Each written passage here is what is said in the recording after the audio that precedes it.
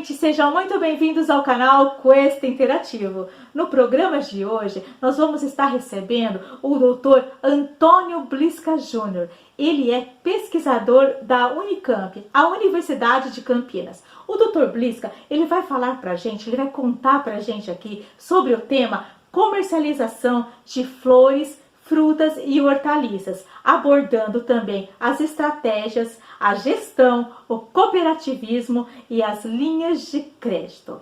Um assunto aí, mediante a essa pandemia, mediante a essa quarentena, é um setor que muito tem enfrentado dificuldade, principalmente o setor de flores. Se você ainda não é inscrito no canal, eu peço que você se inscreva no canal, que compartilhe esse vídeo aí com os seus amigos de WhatsApp e também com os seus amigos aí da sua rede social. Eu quero apresentar para vocês o Dr. Antônio Blisca Júnior. Nós chamamos ele de Blisca, assim como ele é conhecido. O Dr. Blisca, ele é formado em Engenharia Agronômica pela Exalc. Ele fez o mestrado e doutorado dele em Engenharia Agrícola na Universidade Estadual de Campinas, Unicamp, e especialização em Israel, Holanda e Espanha. É professor da Faculdade de Agronegócios de Olambra. É vice-presidente do Comitê Brasileiro de Desenvolvimento e Aplicação de Plásticos na Agricultura e presidente editorial da revista Plasticultura. Gente, para vocês ainda que não conhecem essa revista Plasticultura, vale a pena conhecer. É uma revista cheia de informações tecnológicas, voltada aí na área da plasticultura. Acesse a revista também, eu vou deixar aí também o site da revista para quem quiser entrar. Eu peço a você que confira, que vale a pena. Dr. Blisca, seja muito bem-vindo ao nosso canal. É motivo de muita alegria, de muita honra receber você aqui. Muito obrigada mesmo. Nós vamos aí te fazer a nossa primeira pergunta. Nós queremos saber, mediante o atual cenário dessa pandemia, dessa quarentena, como estão os segmentos de flores, frutas e hortaliças? Olá, estamos aqui hoje para falar sobre um dos segmentos mais afetados pela pandemia do Covid e pela crise econômica. Nós vamos falar de produtos perecíveis, especificamente dos hortifrutigranjeiros. Então, a gente sempre tem que lembrar que esses produtos, basicamente, têm um tempo de vida útil muito curto. Então, a logística, a entrega desses produtos para a cadeia alimentar e para a cadeia de consumidores tem que ser feita de uma maneira muito rápida. Nós vamos falar de flores, hortaliças e frutas, basicamente. Com um paralelo pequeno aí, a gente pode dizer que em outros produtos agropecuários, talvez somente o leite seja comparável a esses três que nós vamos nos dedicar agora. Como produtos perecíveis, então, eles dependem muito de uma rápida comercialização, de uma logística eficiente e, de preferência, de uma cadeia do frio, que, no caso do Brasil, já é bastante deficiente nesses três segmentos.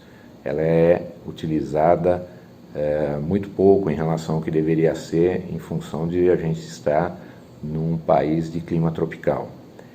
E, sem dúvida nenhuma,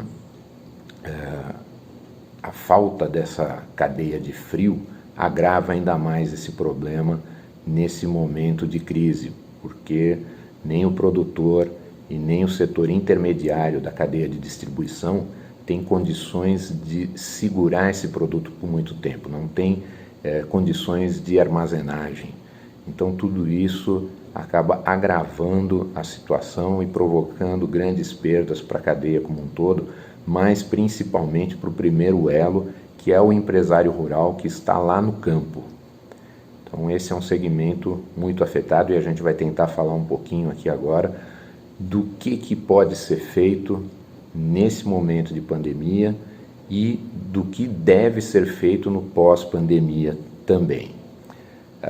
Algumas coisas que a gente tem observado ao longo desse período é que num primeiro momento da pandemia houve uma diminuição do consumo em função da nova situação em que as pessoas estavam tomando pé do que quer dizer isolamento, de como as coisas iam funcionar. Houve toda aquela história de que vamos comprar papel higiênico, né? E na verdade o papel higiênico é o menor dos problemas que as pessoas vão encontrar nessa situação de crise de consumo de produtos necessários para a sua alimentação, para a sua higiene e, enfim, para as suas necessidades básicas nas suas casas, junto às suas famílias. Houve um momento no setor de hortifrutis muito grave no início em relação a hortaliças e flores.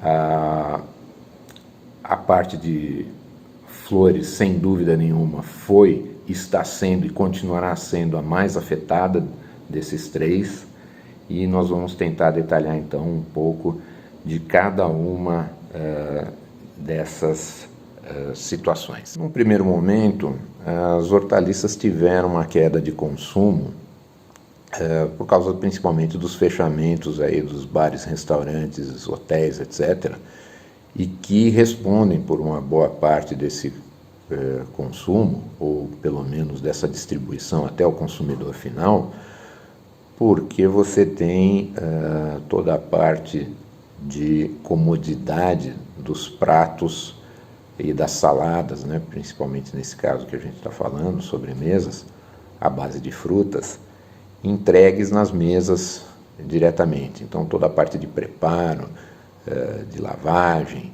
etc., acaba incluindo uma maior diversidade de frutas e hortaliças. Quando você vai para o supermercado e para o preparo doméstico, ao menos num primeiro momento, a gente acaba se restringindo um pouco mais ao alface, ao tomate, né, sem tanta diversidade como você encontra nos restaurantes. Então, por isso, teve um primeiro baque aí. A segunda questão, e essa é de um efeito mais a longo prazo também, é a questão da falta de renda da população. Então, a perda do emprego, mesmo com a ajuda dos R$600, da ajuda emergencial do governo federal, esse dinheiro ele é canalizado principalmente para produtos básicos. E, infelizmente, as hortaliças e frutas acabam sendo relegadas aí um pouco a outro plano. Mas, num segundo momento, está havendo uma recuperação desse consumo, na medida em que as pessoas já se adaptaram à nova condição, e isso está sendo conseguido aí de diversos canais que nós vamos detalhar daqui a pouquinho. Ainda falando da parte das empresas rurais, da porteira para dentro, alguns cuidados têm que ser tomados. Então, por exemplo, a cooperativa agrícola lá de Petrolina, na região produtora de frutas, grande exportadora para o mundo inteiro aí das nossas frutas, né, um dos principais polos de exportação, tem a preocupação e está adotando medidas de higiene dos seus colaboradores. Então, tanto no transporte, em ônibus e outros veículos, você tem que ter o uso obrigatório de máscaras, a disponibilidade de produtos para higienização e mesmo pias nos pomares ou nas dependências da fazenda, né, não somente nos sanitários e nos vestiários. Então, tudo isso são coisas que têm que ser pensadas e efetivadas. Uma outra questão é que, do ponto de vista de exportação, a gente não pode sofrer os problemas que alguns setores da agroindústria, como por exemplo nos Estados Unidos, sofreram com paralisação de plantas de processamento. Tudo bem que nos Estados Unidos os principais problemas foram com o processamento de carne, mas o exemplo vale para todos os setores. Dr. Blisca, nós gostaríamos de saber, e aí que você poderia aí detalhar para a gente, sobre os canais de comercialização de hortaliças. Qual deles é o mais efetivo? Nós vamos falar agora especificamente do segmento de hortaliças, onde a estratégia e a gestão já deviam estar presentes de uma maneira mais forte muito antes da crise. A crise, na verdade, agora só vai acelerar essa preocupação dos empresários rurais em se organizar de uma maneira mais efetiva, buscando canais de comercialização, buscando informações de mercado para que as suas vendas sejam realmente efetivas. Então, por exemplo, em Campinas, onde eu resido, a prática muito antiga da venda porta a porta ainda se mantém em alguns bairros. Então, com a queda das feiras livres, né, a quase paralisação total desse canal de comercialização e o protagonismo que foi assumido pelos supermercados, acabou limitando as opções de compra dos consumidores. E isso deveria sempre ser levado em consideração, que a facilidade de aquisição, a conveniência de aquisição de um produto deve buscar todos os canais possíveis. Então, o porta a porta em alguns bairros se manteve como se a crise não estivesse acontecendo lá fora. Por quê? O consumidor já vinha recebendo isso e continuou recebendo sem problema nenhum. Outras modalidades de compra, como por exemplo a assinatura de cestas de hortaliças, que ainda são incipientes, estão ganhando maior relevância nesse momento. Então eu faço a minha aquisição através de sites especializados. Isso pode ser oferecido através de associações e de cooperativas.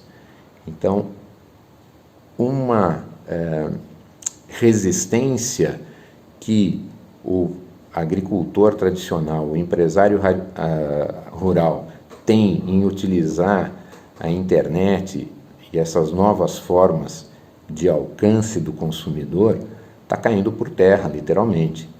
Então, se essa é a saída, ele vai ter que adotar e investir nesse canal de comercialização. Então, hoje você tem aplicativos de compra de hortaliças, de frutas, enfim, de produtos perecíveis. E esse vai ser um caminho sem volta. Tanto é que, mesmo no porta a porta, houve um aumento de demanda. Eu tenho acompanhado alguns agricultores, empresários rurais da região de Olambra, Jaguariúna e aqui de Campinas, em que eles manifestaram que houve uma queda logo no começo da crise, depois recuperou e agora aumentou a demanda por produtos perecíveis, hortaliças e frutas, nesse sistema de porta a porta. Então, eles têm que começar agora a pensar como é que eles vão fidelizar esses novos clientes a partir do momento do fim da crise, em que as coisas, entre aspas, normalizarem, né? Essa normalização não vai ser igual ao que a gente viveu antes de março de 2020. Então, as pessoas vão preferir ou não a comodidade do porta a porta. Agora o porta a porta funciona porque as pessoas estão em casa, então é fácil de você receber o produto na sua residência. Mas e depois, quando eu voltar a trabalhar, quando eu sair do isolamento? Como é que isso vai ser feito? Eu posso marcar o horário da minha entrega. Então, tudo isso vai ter que ser pensado, planejado e implementado. Sacolões e supermercados continuam sendo canais de comercialização, mas eles também vão ter que buscar maneiras de aumentar a longevidade desses produtos ou de colocação desses produtos meio que just in time, porque as pessoas agora, por exemplo, estão fazendo compras em supermercados, estão saindo de casa muito menos do que saem normalmente. Então, apesar de eles serem canais de comercialização que estão abertos, eles também têm que se adaptar em termos de volume e de entregas. Então, o recebimento desses produtos também tem que ser repensado, principalmente na medida em que, como a gente falou no início, praticamente nenhum elo da cadeia utiliza a frigorificação, refrigeração para a manutenção desses produtos perecíveis. São poucos os elos da cadeia, os atacadistas ou supermercados que fazem um uso correto da cadeia do frio para a preservação desses produtos perecíveis. E finalmente, ainda com relação às hortaliças, há um outro segmento já na parte de agroindústria que a gente pode falar, que é o de minimamente processados, que muito provavelmente vai ter um aumento de demanda daqui para frente. Por quê? Porque quem também não conhecia ou não comprava esse tipo de produto já higienizado, né, lavado, higienizado e bem embalado para ficar conservado dentro da sua geladeira, se experimentou agora e gostou, também vai permanecer, muito provavelmente, consumindo esse tipo de produtos na pós-pandemia. Na comercialização de hortaliças, nós temos uma iniciativa que foi principalmente documentada e incentivada pelo Senar, o Serviço Nacional de Aprendizagem Rural, em que se estimulou a realização de feiras livres, num lado com uma banca normal oferecendo para as pessoas que vinham ali escolher os seus produtos, e do outro lado, nas mesmas bancas, com um serviço de drive-thru, em que você, se quer sair do carro, como vai ser mostrado, entrava numa fila, tinha um menu dos produtos que estava sendo oferecido, os valores e os tipos de embalagem que você poderia adquirir com as devidas quantidades. Então, era um drive-thru semelhante aí ao que a gente tem nas redes de fast food. Aliás, lembrando, falando em redes de fast food, esse também foi um outro canal que permaneceu aberto. É lógico que as grandes redes de fast food já tinham os seus fornecedores habituais e isso não mudou muito, mas existem segmentos de padarias, de bares e lanchonetes, né, com lanches, que também entraram no esquema de delivery e também entraram, em alguns casos, com o sistema de delivery. Então, aí também o empresário rural tem que se posicionar e tem que buscar esses canais de comercialização e, de preferência, mantê-los, porque a gente cai naquilo que já falamos, a conveniência. O consumidor hoje, que não tem tempo a perder, que não quer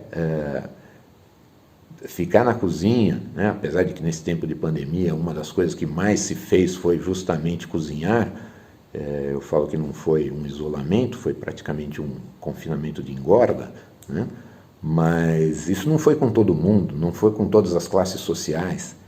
Então a gente tem que pensar na segmentação desse mercado e como atacar, como estar presente em cada um desses canais de comercialização. Bom, nós vamos falar agora um pouquinho de especialização de hortifruti grangeiros.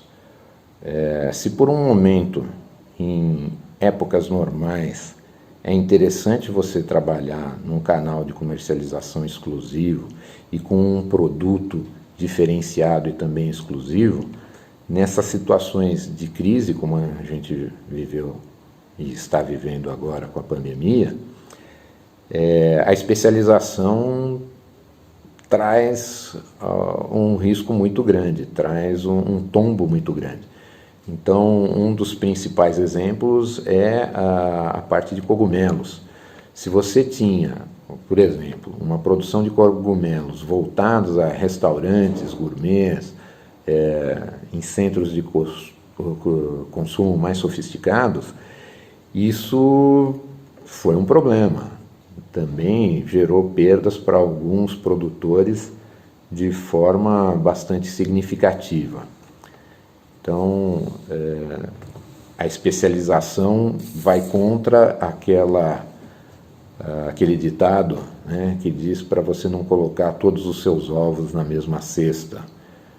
Então, a especialização é boa por um lado, mas ela limita o seu campo de ação e as suas opções nesse momento de muita crise.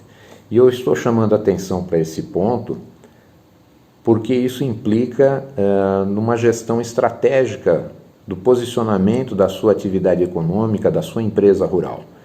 Então, o que eu quero chamar a atenção é que daqui para frente não vai ter mais espaço para aquela pessoa que não projeta toda a sua atividade, todo o seu processo de produção, ou seja, para aquele empresário rural que não se profissionalizou.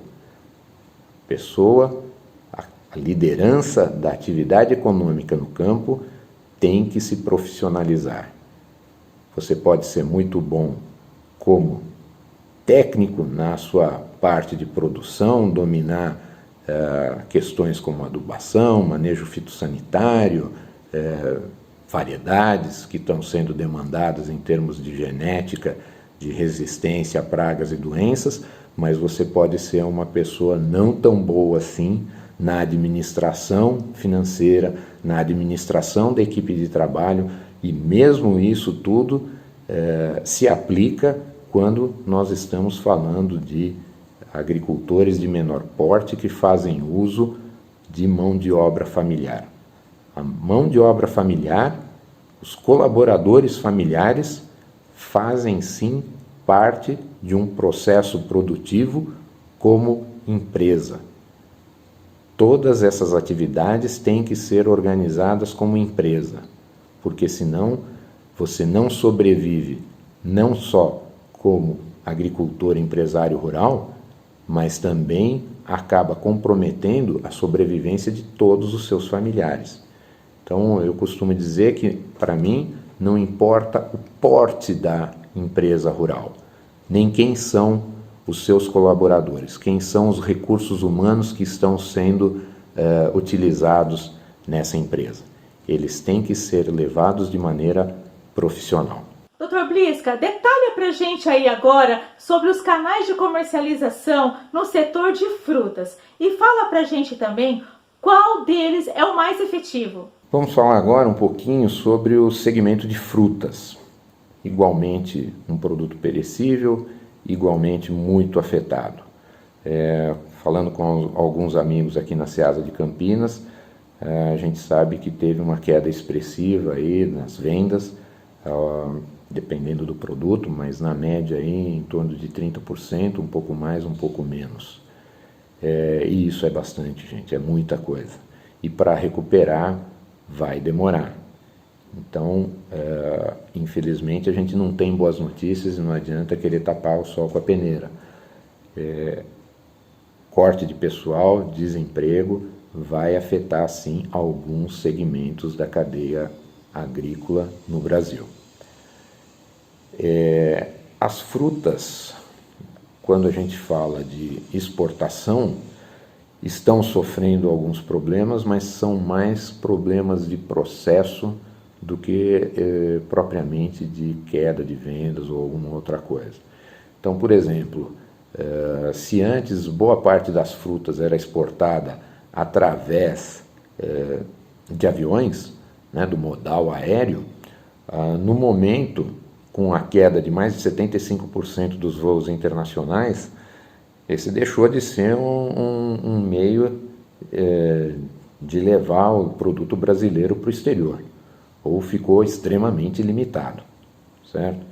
Então, o que passa a ser viável é o modal marítimo, mas aí nós temos alguns outros problemas que estão sendo enfrentados pelos exportadores brasileiros, pelos empresários rurais brasileiros que atendem a esse mercado. Então, por exemplo, está faltando container, né? Por incrível que pareça, a gente não consegue container aqui no Brasil para colocar a mercadoria lá fora.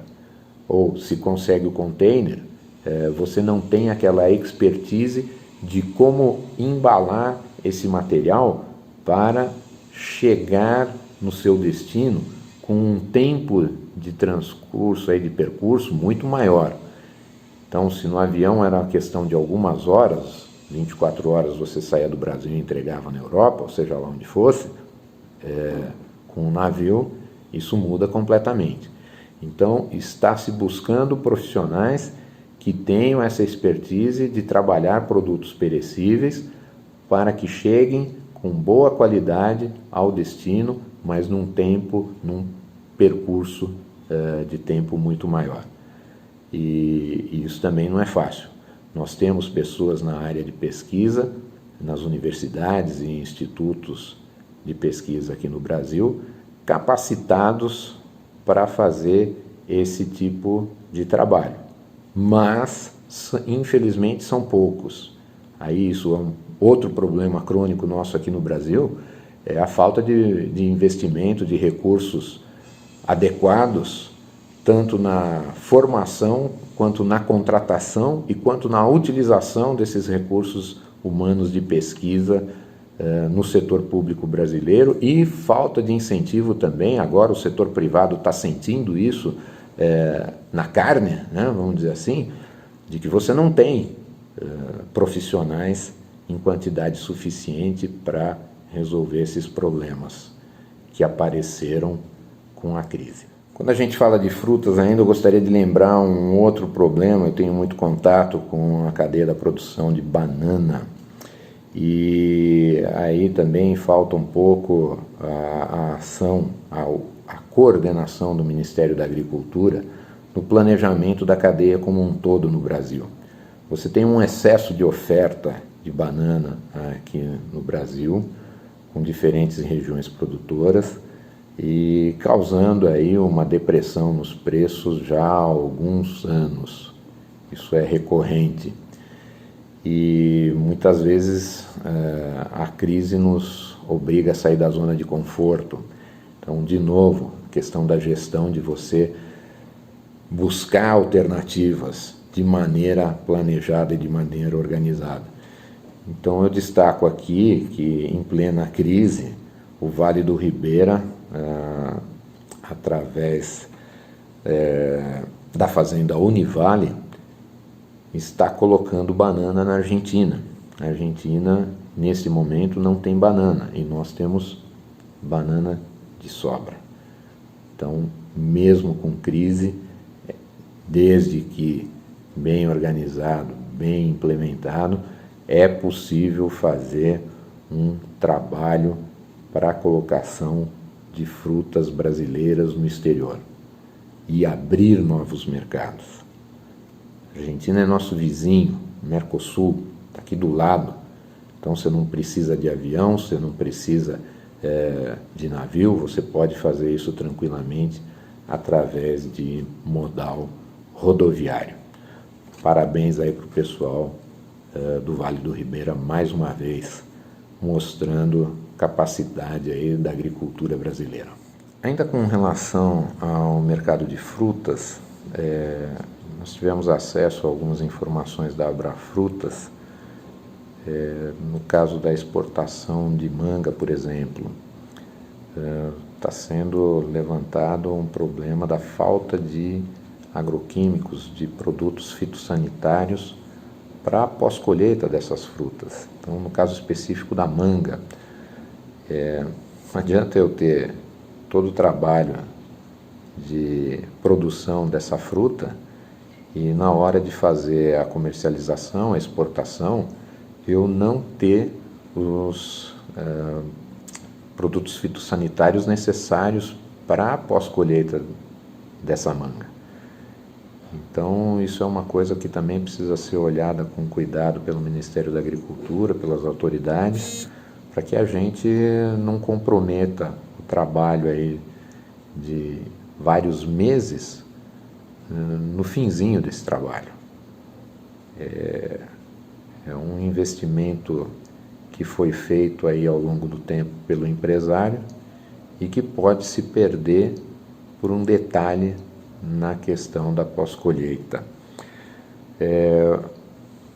Outra questão, por exemplo, também aí já falando novamente do mercado interno, nós temos aqui próximo em Campinas um produtor que, seguindo aquela linha de não colocar todos os ovos na mesma cesta, se especializou na comercialização, na produção e comercialização de frutas de alta qualidade.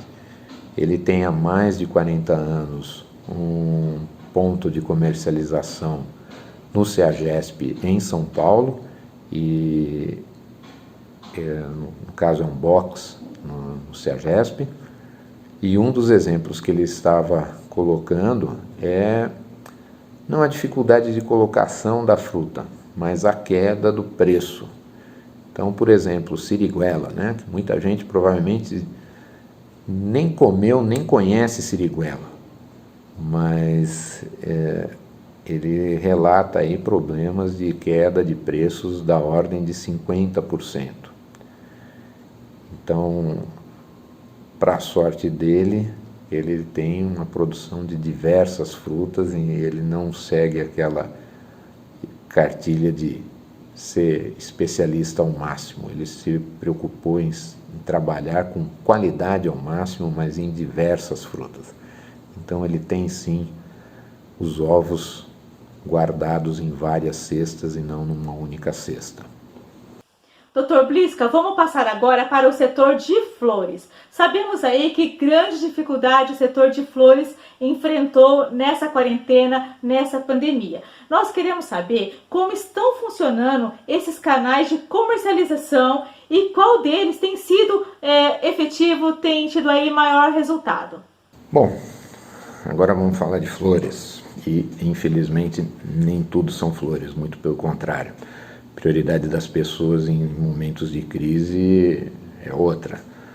Só está pensando em flores quem ainda manteve seu poder aquisitivo, quem tem o hábito de consumo. Então, reagir nesse momento de crise é uma coisa extremamente difícil.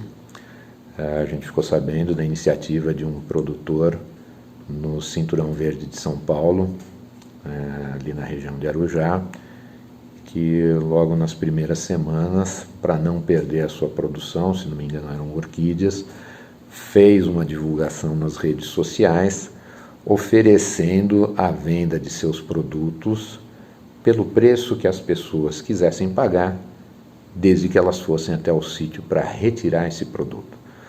Ou seja, foi uma iniciativa criativa para minimizar as perdas naquele momento. Mas isso foi um caso isolado, né? O que se viu no Brasil e no mundo afora foram situações bastante tristes, com quantidades enormes de flores sendo jogadas literalmente no lixo. Na Europa circulou um vídeo pedindo para as pessoas não comprarem papel higiênico e comprarem flores. Isso aqui no Brasil também foi feito, foi criado um comitê de crise em Olambra, reunindo o Instituto Brasileiro de Floricultura, as duas maiores cooperativas do setor em Olambra e as lideranças dos empresários rurais. Então, se produziu um vídeo também aos moldes do que havia sido feito na Europa, pedindo para as pessoas comprarem flores, principalmente com o mote de que as flores são um alimento para a alma. E realmente isso tem tudo a ver, na medida em que você, tendo flores em casa, você tem um ambiente mais leve, evitando problemas ou minimizando problemas de estresse e de depressão. Mas isso, sem dúvida nenhuma, não é suficiente. Uma cooperativa, por exemplo, que produz 3 milhões de hastes de flores por semana e que perde o seu mercado praticamente da noite para o dia, não tem muito o que fazer além de jogar a produção no lixo. Então nós tivemos aí hastes de rosa que bateram no preço de 10 centavos a haste, isso nas primeiras semanas, e que só recuperaram um pouco na semana passada, chegando a 1,70, devido à proximidade do Dia das Mães. Mas vale lembrar que, além das datas festivas para o setor de flores, como Dia das Mães, Dia dos Namorados, Dia Internacional da Mulher, etc., os principais motores que movimentam essa cadeia são os eventos. Então aí você tem toda a parte de casamentos, congressos, decoração de hotéis e assim por diante. E sem essa perna dos eventos, o segmento está sentindo um baque muito grande, muito sério. E a previsão, infelizmente, não é boa, mesmo a médio e longo prazo. A médio prazo, quando a pandemia acabar, e a longo prazo, quando se descortinarem os cenários para 2021. Então, nós temos, em 2021, ainda a perspectiva de uma recuperação muito lenta. Não vai ser fácil para o ano que vem. E aí, infelizmente, o que a gente vê é que aqueles produtores pequenos e médios que, porventura, não se fizeram valer de estratégias que preservassem os seus canais de comercialização, eles vão sentir mais do que os grandes e muito provavelmente vão fechar. E, salvo algum engano, aí no longo prazo, o que nós vamos ter é uma concentração de produtores que já eram grandes, ocupando o espaço dos menores. Talvez em Olambra isso não ocorra de forma tão drástica. Eu conversei com algumas pessoas nas cooperativas e a avaliação é que até o momento a grande maioria dos cooperados está se sustentando e vai sobreviver. Mas eu acredito que fora das cooperativas, e essa é uma lição que fica para todo o segmento agrícola de perecíveis, a situação vai ser pior. Então, em termos de gestão de atividade agrícola, uma das estratégias é você estar associado para se defender, para atingir outros canais de comercialização e assim por diante. Só para finalizar essa parte das flores, um produtor de flores em vaso me colocou que as vendas estão 35% abaixo no que tange a volume de venda e 50% abaixo no que diz respeito a faturamento, a parte financeira. Então, isso realmente ainda vai ter um caminho bastante duro, bastante dolorido de recuperação para o ano de 2021. Dr. Bliska, olha só, nós sabemos que a pandemia uma hora vai acabar, que isso tudo vai acabar e nós vamos voltar aí, se Deus quiser, mais firmes e fortes. Eu quero saber de você quais são as estratégias que deverão ser tomadas após a pandemia. Você acha que o cooperativismo é uma boa opção? Bom, falando um pouquinho aqui da pós-pandemia, depois da gente apresentar a situação desses 3 segmentos, flores, hortaliças e frutas, o que a gente tem que deixar aí de recado para os agricultores, que eu já não gosto de chamar de agricultores, eu faço questão de chamar de empresários rurais, porque se eles não se transformarem em empresários rurais, eles vão desaparecer, é que eles têm que rever todo o seu planejamento. Por quê?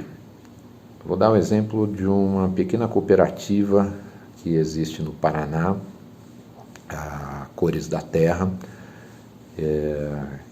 que no início da pandemia tinha poucos cooperados e ela achou que ia ter sérios problemas e que não iam conseguir colocar os seus produtos no mercado.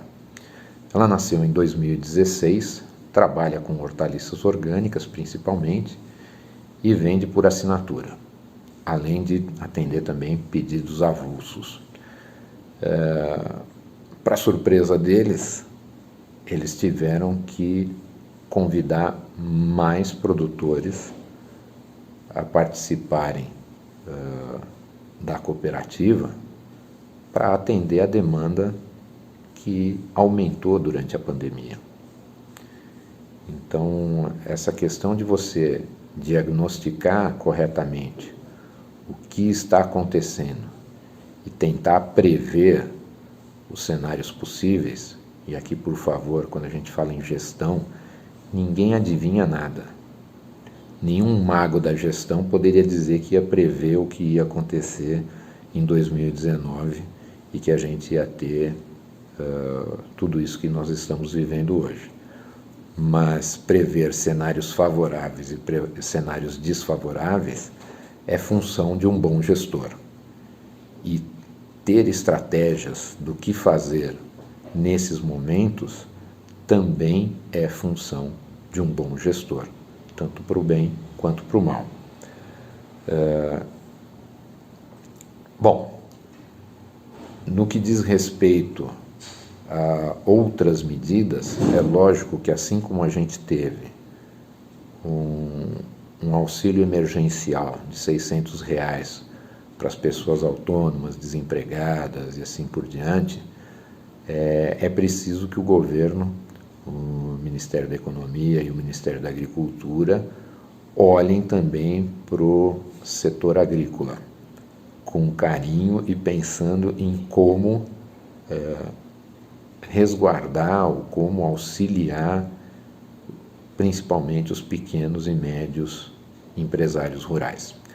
A ministra lembra que segurança alimentar vai ser, sem dúvida nenhuma, uma prioridade, não só no Brasil, mas no mundo, e rastreabilidade, certificação, são temas que voltarão com força num futuro próximo. Quem ainda não se preparou nesse sentido, eu diria que já passou da hora de pensar nesses aspectos também. O governo pode, e parece que vai ajudar, e aí cada um tem que ficar atento ao seu setor, com desonerações, ou seja, temporariamente alguns impostos vão ser suprimidos. Os empresários rurais, cada um no seu segmento, tem que ficar atento o que está acontecendo, tanto nas esferas federal quanto estadual, em relação à desoneração, mesmo que seja temporária. Outra questão é a busca por crédito. Quando o dinheiro está curto, mesmo aqueles que são avessos à tomada de crédito, podem ter que optar por recorrer a bancos e instituições financeiras, né? Não esquecer que a gente tem também cooperativas de crédito no Brasil, para sobreviver. E isso tem que ser colocado na mesa na hora de tomada de uma decisão. O governo também precisa olhar com mais seriedade, e eu diria que com muita urgência, para o setor de seguros, aonde se um dos principais tripés da economia brasileira é a agricultura, essa agricultura ainda é muito pouco contemplada pelo seguro, principalmente no segmento de perecíveis, hortifruti e granjeiros. Então, aqui o Ministério da Agricultura precisa com urgência olhar com muita atenção, porque senão nós não vamos ter empresários rurais sequer para alimentar a nossa população, quanto mais para exportação. Do ponto de vista da porteira para dentro, a gestão tem que então buscar dentro do seu planejamento algumas coisas que até o momento não buscou. Eu sei que existem fatos históricos, por exemplo, que levam a maioria dos produtores a não querer ser cooperado, a não querer participar de uma associação. Mas, sem dúvida nenhuma, através de uma cooperativa e através de uma associação bem estruturada, ele tem acesso a algumas facilidades que individualmente ele não tem. Como se associar, como se cooperar, isso tem que ser buscado na sua região, de acordo com a cadeia que você atua, e, enfim, existem várias modalidades de cooperativas. Então, você tem, como eu já falei, cooperativas financeiras, você tem cooperativas que te dão todo o respaldo também, não só no lado financeiro, mas no lado de comercialização e também na aquisição de insumos. Então, tudo isso dentro do seu planejamento como empresa, da organização da sua propriedade rural, tem que ser colocado. E não é pensar, é colocar num papel, é documentar tudo isso e elaborar um plano de ação, um plano de negócio, com um cronograma ao longo do tempo do que vai ser feito, aportando recursos, para que isso possa ser mensurado, avaliado e aí corrigido se necessário. Deu certo, não deu certo, errei aqui, faltou grana, eu fiquei sem capital de giro, enfim, são vários aspectos que têm que ser planejados e colocados no papel, senão a pessoa não consegue administrar a propriedade, não consegue administrar a empresa rural. Ainda do ponto de vista de porteira para dentro, algumas coisas que podem ser feitas e que estão sendo feitas já por alguns empresários rurais, postergando o pedido de mudas, refazendo o seu cronograma de plantio para os próximos meses, repensando questão, no caso de frutas, por exemplo, a poda e o manejo de irrigação para alterar o período de safra e a época de início de colheita. Então, existem ações e existem decisões que têm que ser tomadas com antecedência e com base em informações plausíveis. De novo, ninguém tem bola de cristal, mas eu tenho que prever quais são os cenários possíveis daqui para frente. Eu tenho que me preparar para o que vai vir. Dr. Blisca, vamos falar um pouquinho agora sobre gestão. Conta pra gente quais são os modelos de gestão que têm sido usados nesse segmento. E também nós queremos saber, é vantajoso investir em gestão? Falando em gestão, dentro da Universidade Estadual de Campinas e juntamente com o Instituto Agronômico de Campinas da Secretaria da Agricultura do Estado de São Paulo, nós trabalhamos durante um bom tempo e continuamos trabalhando com a questão da gestão de propriedades rurais. É necessário chamar a atenção de que o empresário rural brasileiro ele é extremamente competente para produzir, mas ele tem grandes deficiências na questão de gestão da atividade como um todo. E quando a gente fala em gestão, o que envolve essa atividade? Envolve aspectos de busca de informações, de liderança pessoal, de administração de pessoas, colaboradores, sejam familiares ou não, de implementação, né, de estratégias, de planejamento. Então, todos os aspectos onde o empresário rural está inserido, inclusive sociedade, ambiente, os processos de produção que ele utiliza e os resultados que ele obtém, têm que ser mensurados. E isso o empresário rural não faz. São aspectos que são, como é que eu vou dizer, estão no cotidiano de grandes e médias empresas, mas que ainda não foram incorporadas no meio rural, pela empresa rural. Quando a gente fala em gestão,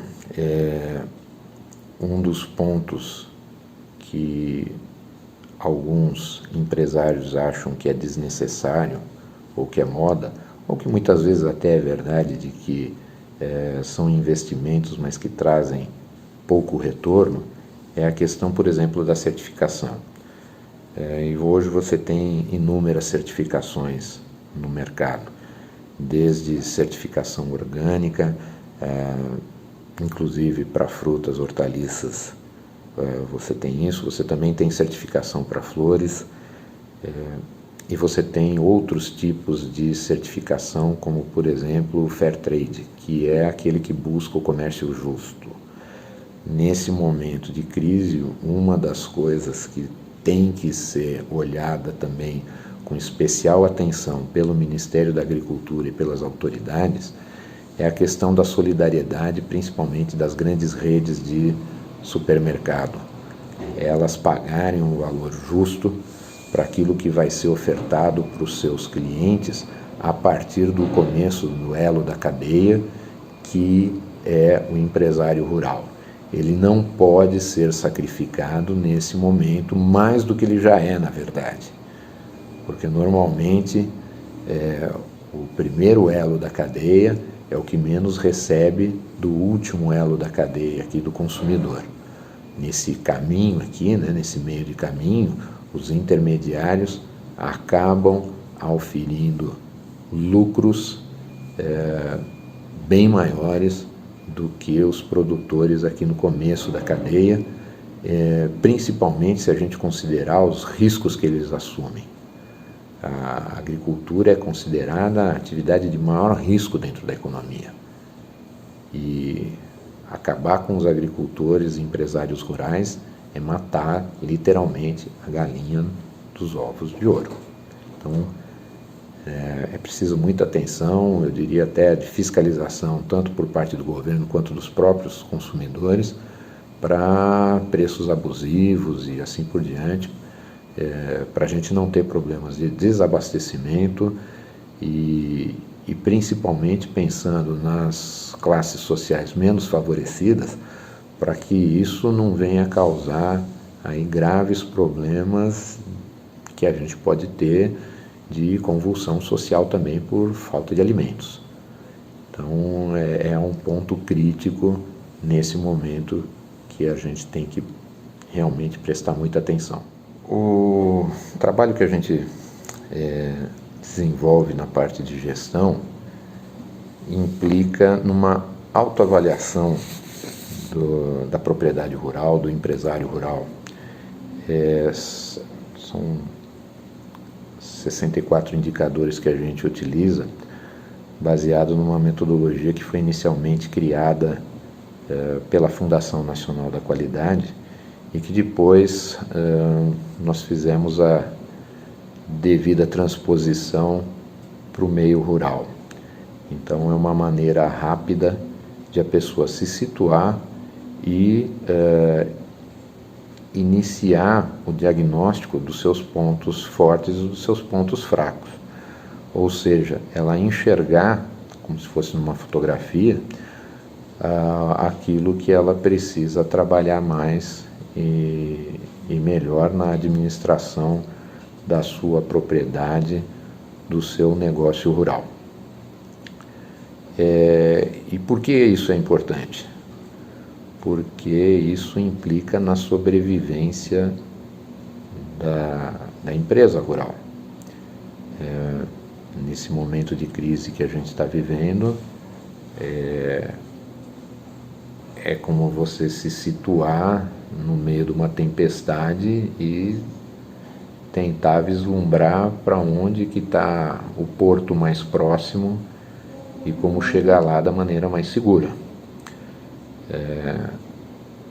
Nós estamos trabalhando com produtos perecíveis ou mais ou menos perecíveis. A gente tem trabalhos também com café, mas essa metodologia pode ser utilizada também com grãos, com cereais, e a gente tem essa ferramenta justamente para esse segmento de hortaliças, flores e frutas, onde na verdade essa ferramenta nasceu. Se chama Método de Identificação do Grau de Gestão, é o MIG, e o que a gente pretende justamente com essa ferramenta é uma quebra de paradigma, é colocar os agricultores frente à necessidade de eles se profissionalizarem para que eles consigam se manter competitivos e principalmente que consigam agregar valor ao seu produto, vender de uma maneira melhor, tendo mais lucro sem trazer prejuízos para a sociedade e para o ambiente. Então, todos esses aspectos são levados em consideração nessa avaliação e o que a gente quer é que a pessoa compreenda que ela pode fazer mais, ela pode fazer melhor e, consequentemente, ela pode se diferenciar no mercado para atingir uma maior competitividade e se manter competitivo ao longo do tempo. E isso quer dizer que eu vou me manter sustentável ao longo do tempo. Eu vou gerir uma empresa rural de forma sustentável e que ela permita que eu sustente a mim, a minha família e que ela se perpetue também de uma maneira profissional, com familiares ou sem familiares. Então, as pequenas propriedades rurais ou as grandes propriedades rurais têm deficiências de gestão no Brasil. Nós encontramos um percentual ainda muito baixo de empresários que têm plano de negócio. Então, você ter plano de negócio não é um luxo, é uma necessidade. E isso ainda está longe de ser uma realidade no Brasil, na agricultura brasileira. Tanto é que poucos agricultores se autodenominam empresários rurais. Essa situação tem que mudar. E talvez toda essa crise que nós passamos com a pandemia do Covid seja uma boa oportunidade de iniciar essa mudança. Doutor Blisca, vamos falar um pouquinho agora sobre linha de crédito, porque nós sabemos também que sem crédito é impossível a gente investir, é impossível até mesmo se levantar mediante a tudo isso que aconteceu. Nós queremos saber de você se as linhas de créditos estão disponíveis. Qual a facilidade de conseguir um crédito? Quando a gente fala em linhas de crédito, o primeiro problema enfrentado pelos empresários rurais é o acesso a essas linhas de crédito. No segmento de grãos, é relativamente mais fácil você acessar linhas de crédito porque o banco está acostumado a gerenciar esse tipo de operação, esse tipo de produto, né? No caso de hortaliças, frutas e flores, são poucos agentes financeiros, e aí eu quero dizer gerentes, que têm conhecimento suficiente para transitar nesse meio com operações de crédito para esse setor. Então, muitas vezes, se você está pleiteando recursos numa região que não tem a tradição de produção de hortaliças, ou de flores, ou de frutas, por desconhecimento do agente financeiro local, você acaba não tendo acesso a esses recursos. Então aí você precisa buscar cooperativas de crédito que lidam mais com isso no meio rural. Ou até uma assessoria especializada, mas o brasileiro não gosta muito de pagar assessoria e consultoria. Mas as linhas de crédito existem e o Ministério da Agricultura está justamente nesse momento planejando a safra para o ano que vem, 2021. Então é muito provável que a gente tenha um volume maior de recursos, mas tem que se prestar atenção na acessibilidade desses recursos. As linhas de crédito existem, mas muitas vezes por desconhecimento do agente financeiro ou do tomador de recursos, esse dinheiro fica parado e não chega a quem realmente está precisando.